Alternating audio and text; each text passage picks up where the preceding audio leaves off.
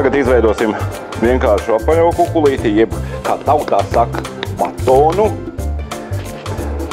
Te var pieminēt, kad kā tām maizēm dara. Reizēm viņās iegriež, reizēm viņās ieskrāpē, reizēm viņas dažādas griezumus veido. Pamatā tie griezumi kādreiz atzīmējuši dažādas zīmes reģionu īpatnības vai tieši šo cepumu kādā pasākumā viņš ir domāts, jo bija arī dažādu rituālu un tautas svētku un ieražu maizes. Es vienmēr iegriežu pirms likšanas krāsnī. Var iegriezt arī tagad.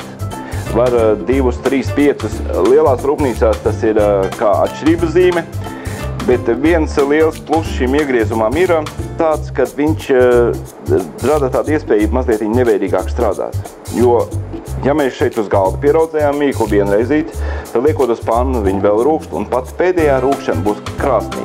Un līdz ar to katrs tas iegriezums mazliet viņi tā kā amortizē, ja vīriešiem tas būtu labāk saprotam, jeb dara maigāk to procesu, kad notiek šīs izmaiņas, kad mēs ieliekam no āravides uzreiz krāsnī, kur ir pie 200 grādiem. Savukārt, ja jūs esat aizpļāpājušies pa telefonu vai darījuši kāds cits darbs un ir pāraudzēts, tad neiesaku griezt ļoti dziļi.